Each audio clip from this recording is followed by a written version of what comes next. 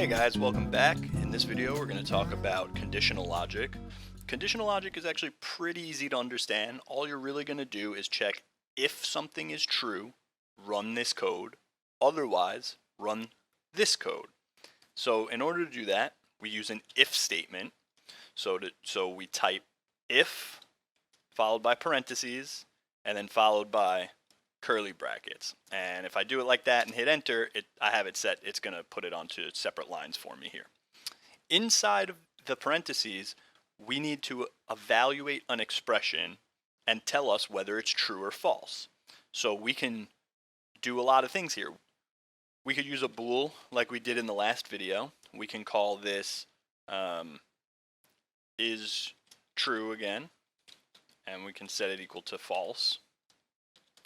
So we can check if is true equals true, then console.writeLine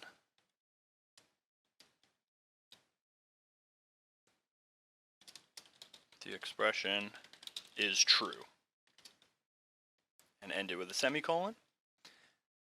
Otherwise, else, we want to write to the console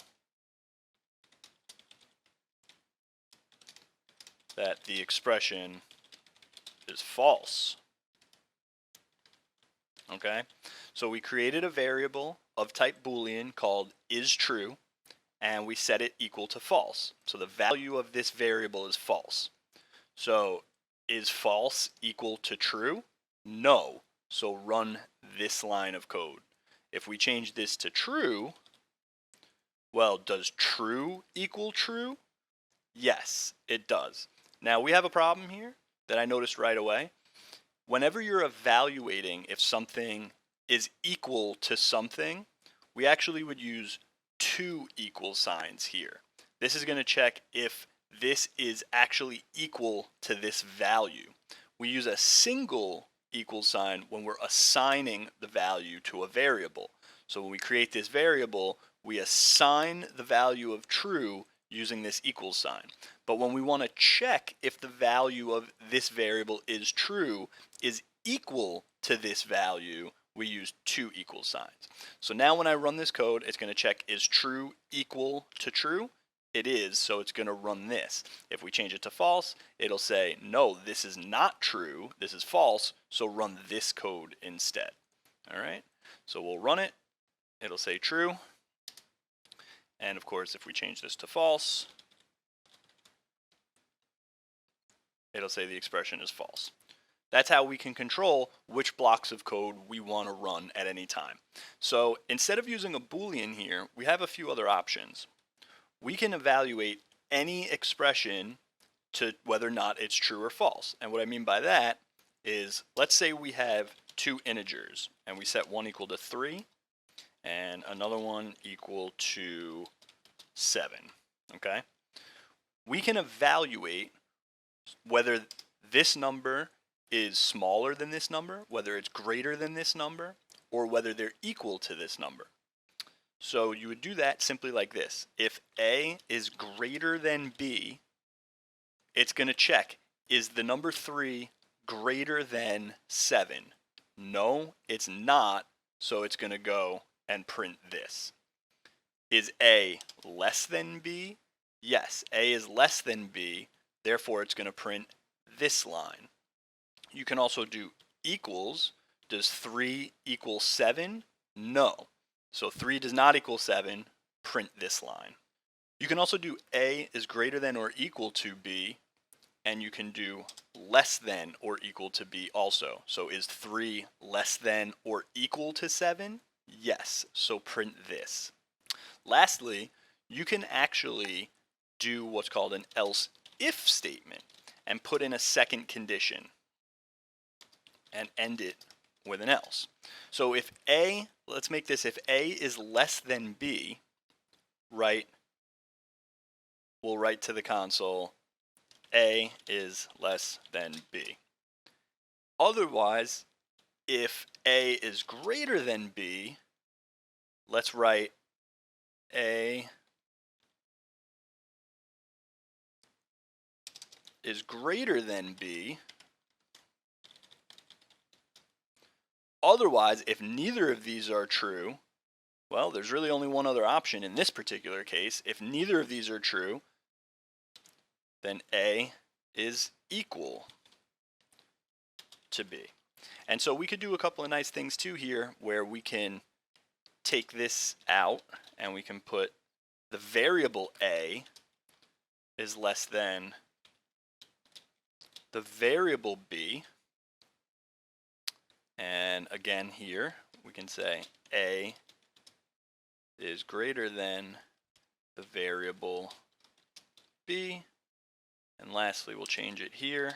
A is equal to the variable of B. And I'm doing this with string concatenation, which I talked about in the last video. So now when we run it, A is 3, B is 7. It's going to evaluate this to be true.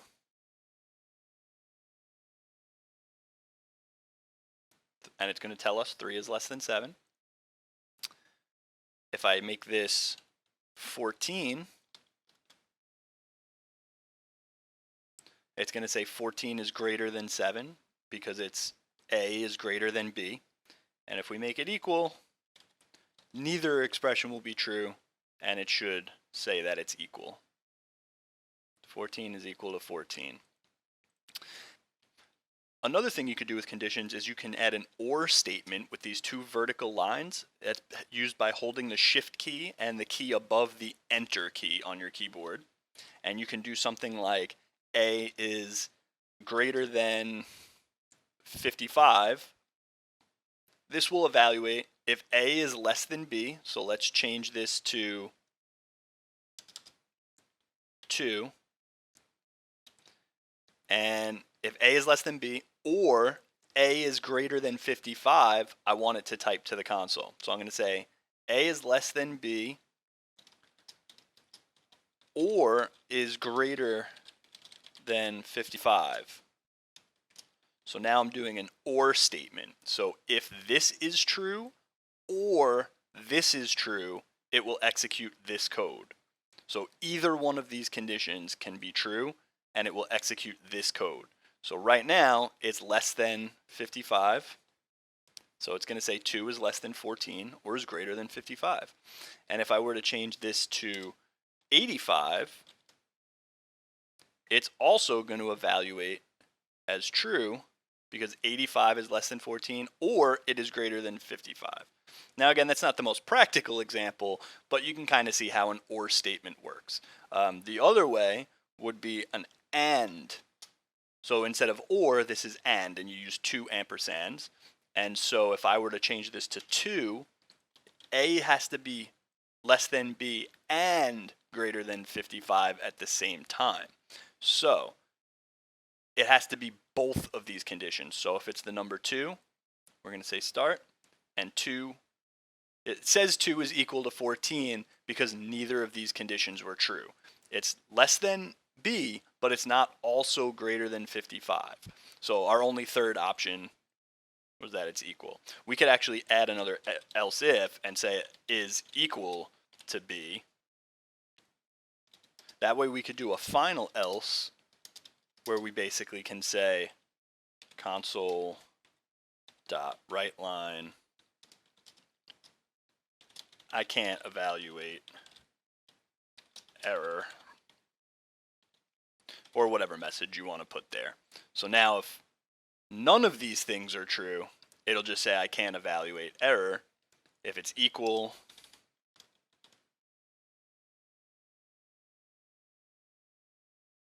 it'll show that it's equal.